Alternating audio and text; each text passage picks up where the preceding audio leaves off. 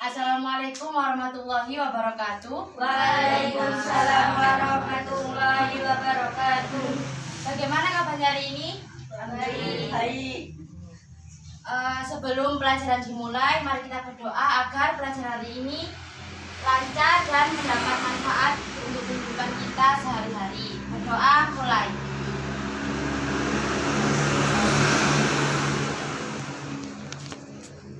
Selesai. Hari ini materinya tentang halaman 30 ya. Ada bergaul terhadap saudara dan teman. Dibuka halaman 30. Halaman 30. Sudah? Nah, oke. Sebelum Ibu mulai pelajaran, dibaca dulu LKS-nya halaman 30. Nanti kalau sudah selesai Ibu jelaskan.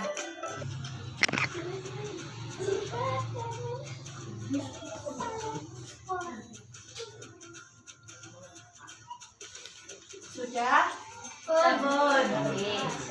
Pertama Ibu akan menjelaskan materi adab bergaul. Pengertian dari adab dulu ya.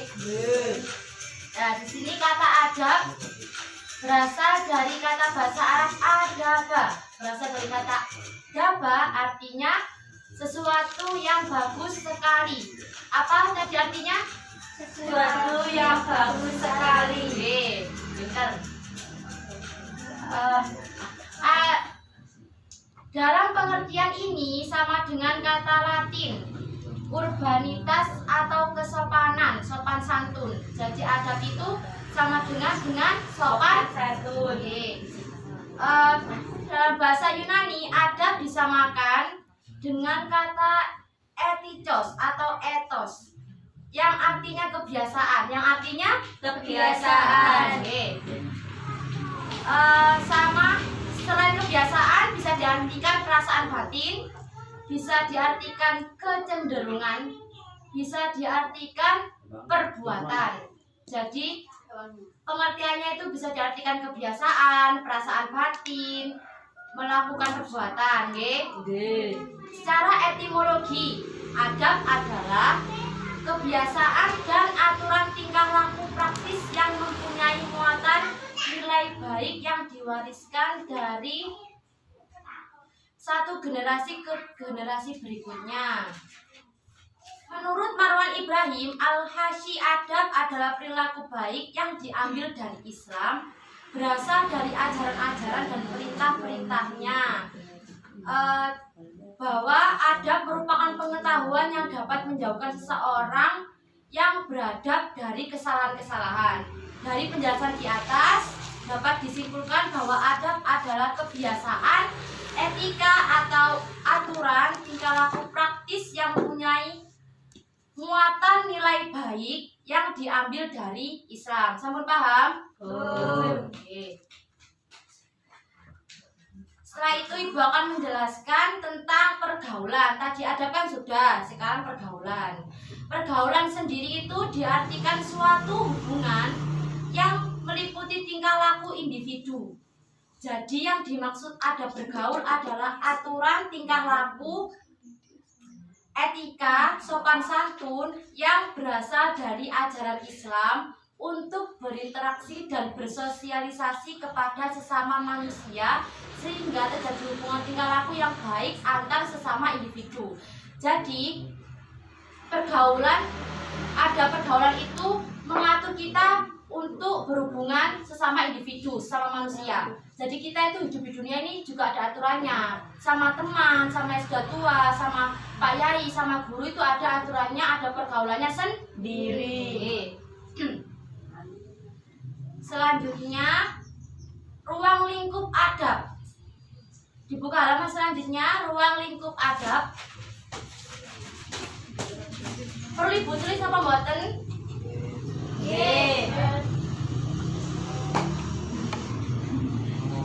Dalam pembahasan ruang lingkup adab sangat luas cakupannya, tidak terbatas pada masalah manusia semata. pembahasan ruang lingkup itu dapat dipaparkan sebagai berikut. Pertama, adab merupakan kegiatan yang mengatur hubungan seseorang dengan haliknya. Kelengkapan uluhiyah dan rububiyah seperti keyakinan terhadap Allah, malaikat-malaikatnya, rasul-rasulnya, kitab-kitabnya, hari kiamat dan ketetapan qada dan qadar. Kedua, adab merupakan kegiatan yang mengatur kedisiplinan seseorang terhadap dirinya. Jadi adab itu termasuk membuat kita itu lebih disiplin, nggih. Yang ketiga, adab merupakan kegiatan mengatur hubungan sesama manusia yang menyangkut kehidupannya. Sudah jelas, nggih? Hal ini sebagaimana digambarkan dalam Al-Qur'an. Inna fi khalqis samawati wal ard wa ikhtilafil laili wan nahar wal fulkil lati tajri fil bahri bima yanfa'un nasi wa ma anzalallahu minas sama'i mimma'in fa ahba bihil arda ba'da mautiha wa bata fiha min kulli dabbah wa tasrifil riyahi was sahabi musakharina sama'i wal ardi la ayatil liqaumi yaqilun. Dari penjelasan di atas dapat disimpulkan bahwa ruang lingkup adab terbagi menjadi 3. Ruang lingkup adab, ruang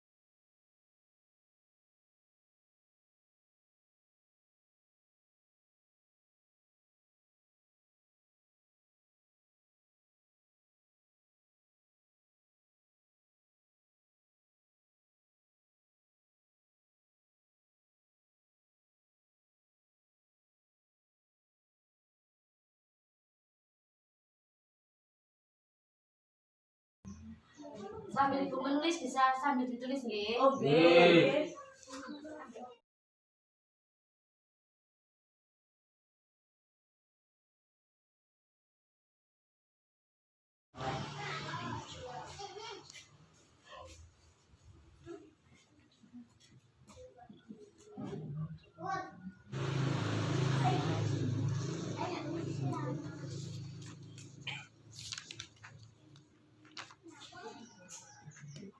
Ayo, ruang lingkup adab dibagi menjadi 3.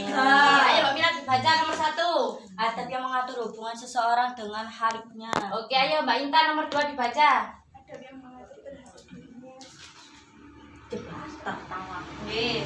Yang ketiga, ayo Mas Herman dibaca. Adab yang mengatur hubungan manusia atau disebut adab bergaul. Sudah sangat jelas, nggih? Yang pertama, adab yang mengatur hubungan seseorang dengan haliknya. Jadi semuanya itu kembali lagi kepada yang membuat hidup ini. Siapa yang membuat hidup ini? Allah. Oke. Yang kedua, adab yang mengatur terhadap dirinya. Jadi semua itu di dalam diri sendiri itu juga ada adabnya, punya prinsip sendiri-sendiri. Yang ketiga, adab yang mengatur hubungan manusia atau disebut adab bergaul. Adab bergaul maksudnya sesama teman, sesama yang lebih tua, atau sesama yang sebaya atau kakak kelas, itu ada adabnya sendiri-sendiri. Jadi seperti kayak Mbak Mila sama sebaya, sesama seangkatan kelas itu punya adab sendiri. Sama kakak kelas itu lebih sopan lagi. Kalau sama bu guru, sama Pak Yai, sama kepala sekolah itu ada adabnya sendiri-sendiri. Yes, sangat jelas ya. Langsung Ibu lanjutkan macam-macam adab. Selanjutnya Ibu akan menjelaskan tentang macam-macam adab. Ada adab dalam kehidupan sehari-hari. Adab dalam kehidupan sehari-hari ini yang pertama, adab menjaga fitrah laki-laki dan perempuan. Jadi antara laki-laki dan perempuan itu ada batasannya. Kalau dengan kata yang bukan murimnya itu Oke. Yang kedua, nilai paling. Yang kedua adab ketika adab ketika musibah dan menerima nikmat. Jadi kita kalau mendapat musibah gitu, nggak usah ngersuloh. Kalau kita mendapat nikmat ya harus bersyukur. Yang ketiga adab menjaga diri dari maruah. Aku gak rom stop maruah itu apa? Apa? Maruah itu apa? Ya kenal diri toh, harga diri. Oh, diri sendiri ya. Harga diri. Harga diri. Ya. Yang selanjutnya adab menjaga diri dari maruah. Maksudnya itu adab terhadap diri sendiri. Itu di sini di pinggirnya kayak adab diri sendiri. Di pinggirnya ciri-ciri nih, pokoknya diwajib belajar. Pun ya. Yang ketiga adab berpakaian dan berhias diri. Ayo, gak oleh adab berpakaian dan berhias diri, yang berlebih-lebihan tidak boleh, sesuai umur, gak boleh yang menor-menor. Berpakaian harus sopan, berpakaian mau sekolah, mau berpergian ke rumah nenek, itu punya adab masing-masing. Adab menjaga orang sakit, menjelas ya. Yang selanjutnya adab dalam kehidupan bersosial. Yang pertama adab terhadap muslim dan bukan muslim. Jadi maksudnya itu sama kayak orang Kristen sama dulu nak bongso. Penku harus gak boleh kayak ngelok-ngelok Kristen ini. Ya kita harus bertoleransi. Oke. Tidak boleh menjelek-jelekkan maupun ngomong-ngomong yang tidak baik, tidak boleh. Nanti ntar tambah membuat bertengkar antara umat Islam dan umat Kristen. Yang ketiga adab menerima dan melayani tamu. Jadi sampean kalau ada tamu di rumah, adabnya gimana sih Mbak Mila? Nek tamu di rumahku harus gimana? Sopan. Nggih sopan itu gimana ayo? Sopannya seperti sampean memberi minum. Jika sampean punya makanan ya gak apa-apa dikasih makanan. Kalau punya makanan ringan-ringan kayak jajan-jajan, kerupuk-kerupuk rengginang gak apa-apa los. Lo ya udah satu Yang Joko satu lagi gak lebih. Yang ketiga adab bekerja. Penjelasan ya, betul dijelaskan. Adab di tempat rekreasi ya, ya apa adab di tempat berrekreasi ki sampean kudu ya apa? Orang lho lah kok isine. Maksudnya iku adab dalam berrekreasi sampean ku kaya habis maem dadai kertas minyak, iku dibuang di tempat sampah. Di tempat sampah gak boleh dibuang sembarangan. Biasanya sing lanang dibuang sembarangan gak oleh. Kok sakno sing bersih-bersih kan iku di tempat kayak bareng-bareng, jadi nggak dijaga bareng-bareng. Terus selanjutnya adab ziarah jenazah. Pun jelas nih sama enten orang meninggal, sama di rumahnya itu adabnya harus sopan. Entar sampean itu membawa sebab biasanya orang desa ini bawa beras nih, biasanya beras nih kalau ada orang meninggal. Terus yang terakhir ini adab menjaga alam. Jadi sampean menjaga alam ini maksudnya jangan mengotori, contohnya menebang pohon. Kalau di sini sih insya Allah di desa tidak ada nggih. Biasanya orang-orang kota yang seperti itu. Orang-orang di kota-kota kayak yang banyak pohonnya itu di daerah mana nih? Kalimantan ah? Kita. Oh, Jakarta tak ada pohon. Iya di Kalimantan Bu. Oh, di Kalimantan nih. Di Jakarta ewit. Wet apa? Ayo. Ini ganti adab dalam menunaikan ibadah. Didengarkan dulu adab dalam menunaikan ibadah. Yang pertama adab membaca Al-Quran. Adab membaca Al-Quran, jadi kalau membaca Al-Quran ada tata caranya. Harus mengerti tajwid. Sampai ngerti tajwid sih? Kemarin kan sudah ada sama mbak-mbak sama mbak-mbak kuliah gitu tentang tajwid pun. Yang kedua adab di masjid atau surau. di masjid itu sampean gak boleh kok berteriak. Itu kan tempat ibadah. Jadi sampean itu harus harus sopan, pinter. Adab beribadah. Adab beribadah itu gimana, anak-anak? Adab beribadah. Ada beribadah itu contohnya nak langgar dia mukna, masa nak langgar masa nak langgar kan iklan luar kesa. Sampean. Enggak boleh, ada tempatnya masing-masing. Ada terhadap ibu, bapak dan keluarga. Adab dengan ibu bapak, saya adab dengan ibu bapak terus gimana kepada ayah dan ibu di rumah. Nggih kok kudu manut. Nggih dikon kudu manut terus gimana? Oleh iku gak oleh iku sakse iku. Gak oleh. Gak boleh nggih kalau ibunya nyuruh disuruh beli apa harus langsung berangkat loh nggih. Ada bergaul dengan keluarga. Jadi sama ya harus sopan dan santun.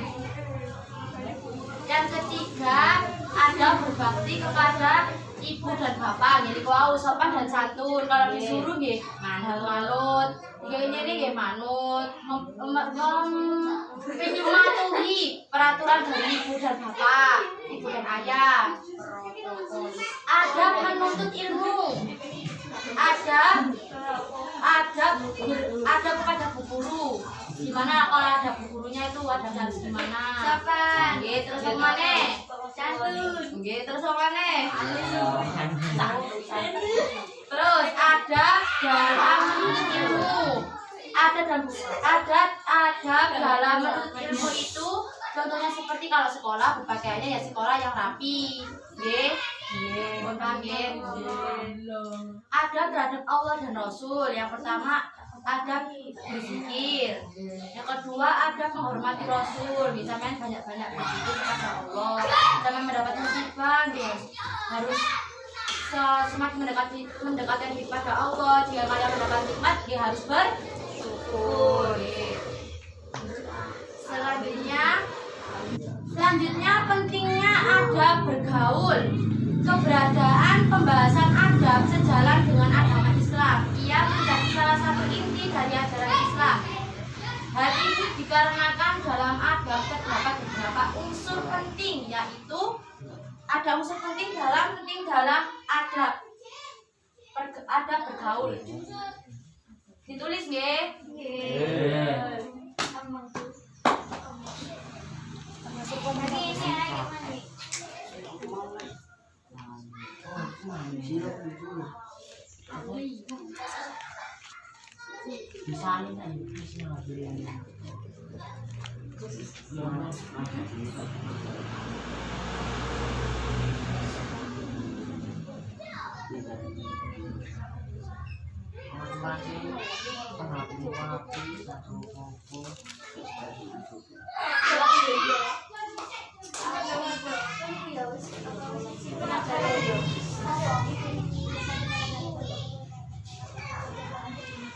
Unsur-unsur penting dalam adab bergaul. Ada berapa?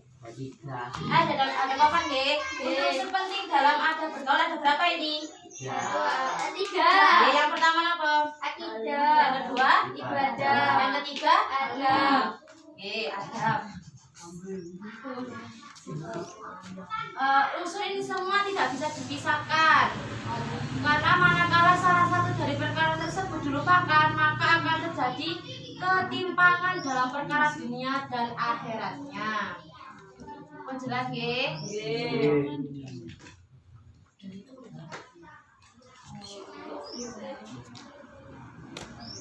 Selanjutnya dibuka halaman selanjutnya.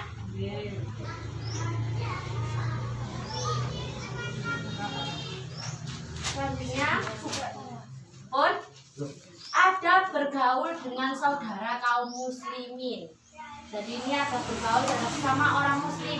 Ada adabnya loh guys, semuanya itu ada adabnya. Ada berpakaian, ada begini, semua itu ada adabnya masing-masing, ada aturannya di dalam hadis sudah ada. Adab bergaul dengan saudara kaum muslimin. Yang pertama, memilih teman duduk yang memiliki agama yang baik. Jadi kalau bisa sampean itu cari teman tuh yang baik, yang mengajarkan kebaikan.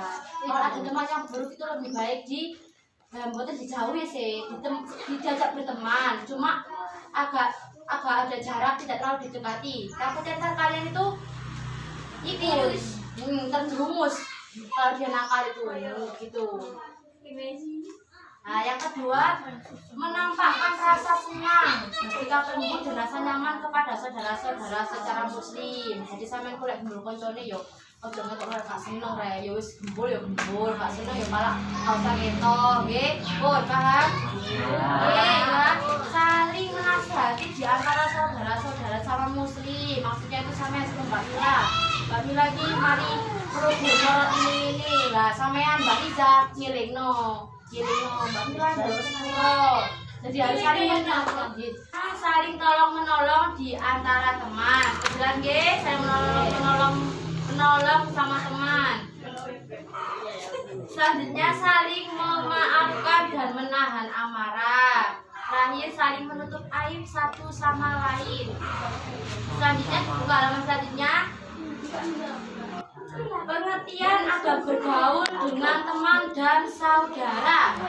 Pun ada bergaul dengan teman dan saudara adalah tata cara yang mengatur hubungan antara seseorang dengan lainnya yang didasari oleh sebuah perilaku kesopanan. Jadi perilaku kesopanan terhadap saudara dan teman. Dalilnya dibaca sendiri nggih? Nggih. Oke, bentar. Selanjutnya dari hadis tersebut juga bisa disimpulkan bahwa lingkungan yang tidak baik besar kemungkinan dipenuhi oleh kebiasaan, tradisi lingkungan, tradisi dan perilaku yang bertentangan dengan syariat Islam. Lingkungan masyarakat yang mempunyai tradisi berjudi, membuka praktek pelacuran, minuman keras, dan melakukan maksiat-maksiat lainnya merupakan contoh lingkungan yang tidak baik. Alhamdulillah kalau di sini tuh sejengan gitu, maksudnya buatan kan kota-kota kan ngomongin kan los-los ngono. Ada bergaul dengan teman dan saudara. Satu, didengarkan dulu.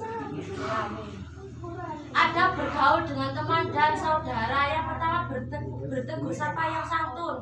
Maksudnya tahu nggih? Nggih, ketemu koncone ndek embong ya apa? Nggih, sik gak dikira sombong. Jadi saling menyapa. Yang kedua saling bersilaturahmi. Golek yoyo mlumpuk nang Mbak Mila, mlumpuk. Oh, apa? Yoyo. Yang ya. Yang ketiga menghargai pendapat orang lain. Jadi lek temen berpendapat didengarkan. Lek sampeyan gak seneng nggih, yo wis meneng ae timbang marahi itu kan. Nggih. Yang keempat, berjabat tangan apabila bertemu. Yo, nggih maksudnya lek sampean ketemu di jalan ya gak usah mandek nek sepeda salaman nggih mboten usah rek. Ya wis sekirane lek ketemu bebekne pas mlaku papasan salaman gak apa-apa, lek ndek embong nggih cukup nyopot manggil nama Mil.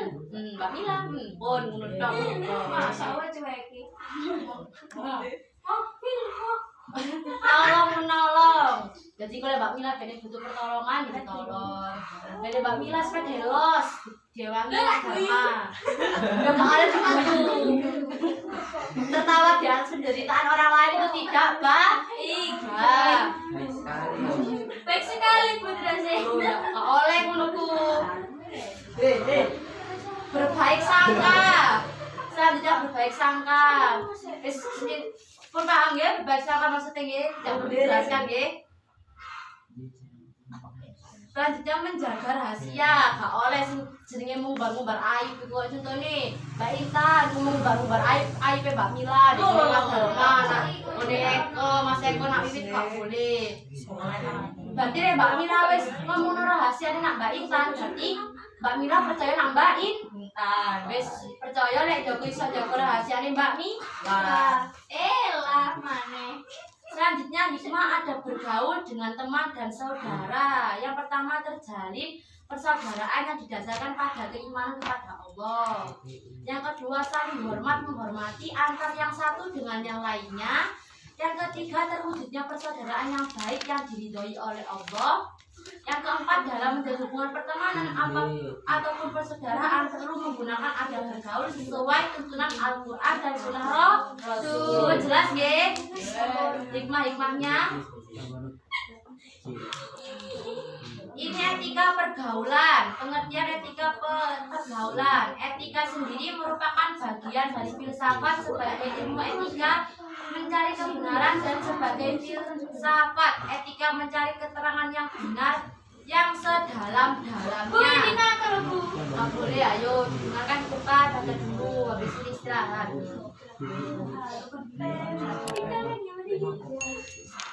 Dibuka halaman selanjutnya.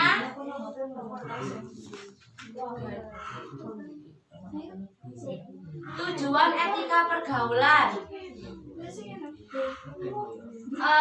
Etika pergaulan bertujuan untuk membatasi suatu pergaulan yang baik dan yang buruk.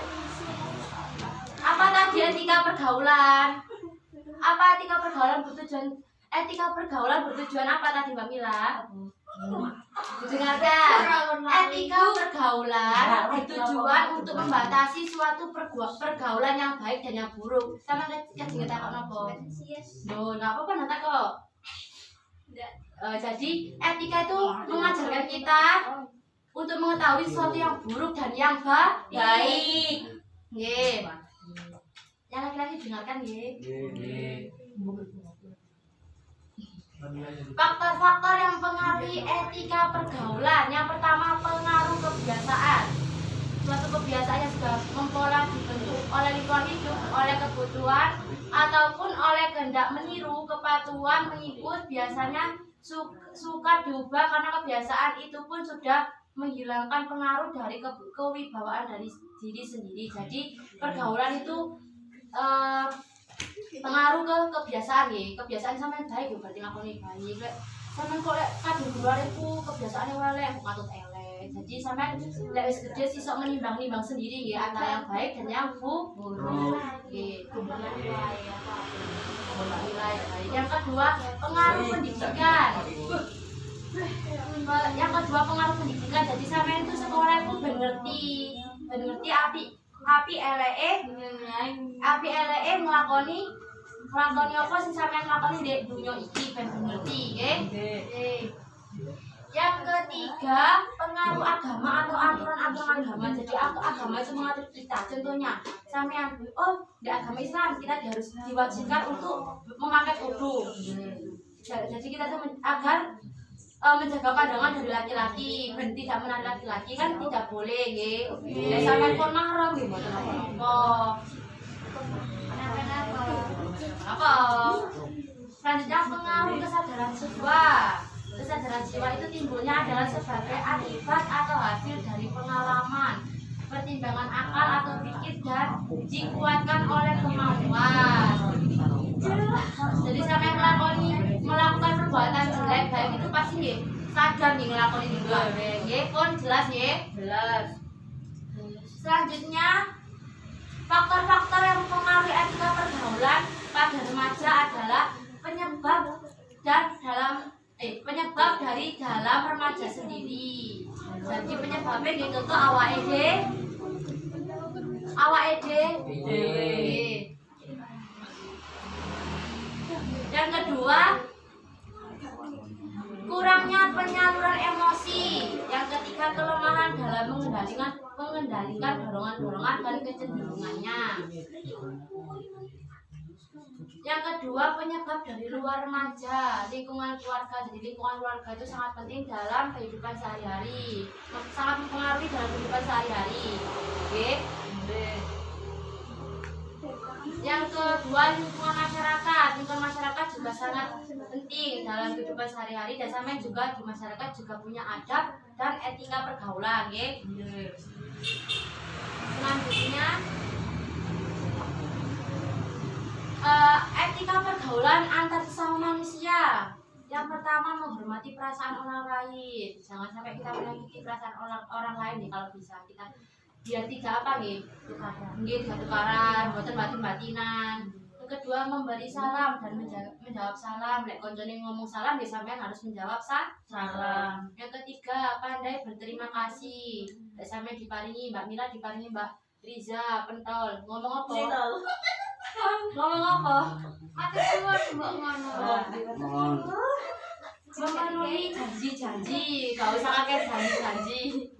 Selanjutnya memenuhi janji-janji. Yang kelima, tidak boleh mengejek. Mir baru mengejek ngono Bu Guru to lho.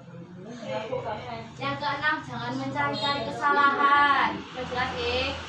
Yang ketujuh, jangan menawar sesuatu barang yang sedang ditawar orang dalam berbelanja, itu mboten boleh. Etika. Bagi selanjutnya dibuka halaman selanjutnya. Etika pergaulan sesama muslim. Dengarkan dulu ya. Yang pertama, wajib mengucapkan salam jika bertemu dengan sesama muslim. Assalamualaikum. Mendoakan orang yang bersin, jelas ya. Menjenguknya jika sakit, lek koncone sakit nggih dijenguk. Memberikan sumpah tangganya jika telah bersumpah. Selanjutnya memberi nasihat jika meminta nasihat. Mbak Mila memberi nasihat, diberi nasihat. Mbak Mila nggak nasihat, Mbak Intan. Ketujuh, mencintai orang lain dan menyayangi sebagaimana ia mencintai diri sendiri. Dan selanjutnya menolong dan tidak menelantarkannya. Yang terakhir, tidak menimpakan keburukan kepadanya. Pun ya, pun jelas, sampun. Jadi kita hidup di dunia itu mempunyai etika bergaul terhadap semua yang di dunia. Kita etika dalam berpakaian, etika dalam bertemu tetangga, etika dalam menjenguk orang sakit, semua itu punya etika masing-masing. Kan ibu tadi sudah jelasin semua ya, menjelas ya. Nanti bisa dibaca lagi di rumah. Di situ ada soal ya, pilihan ganda ya. Dan itu nanti buat PR ya, dikerjakan di rumah. Dikerjakan di rumah besok GPR. Cek pinter. Besok dikumpulkan untuk nilai harian semester genap. Sampun, tulis PR, lali menit dikumpulkan, besok dikumpulkan PR-e.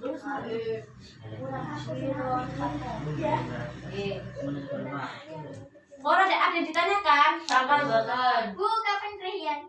Oh, cek suwe, cek kaitan masuk, mari liburan ini kurang masuk liburan. Mari bulan corona bisa cek Dari Bu.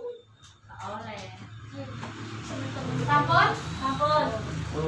Sekian dari Ibu, semoga materi hari ini bisa bermanfaat untuk kalian. Jangan lupa PR-nya nggih. Sebelum pelajaran berakhir, Ibu absen dulu nggih. Yang pertama, Mbak Intan. Mbak Mila hadir. Mbak Riza. Riza. Yang keempat, Mbak Indi. Wiwit. Eko. Rames. Tama. Hadir.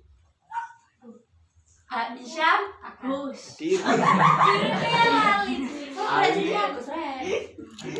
Dimas.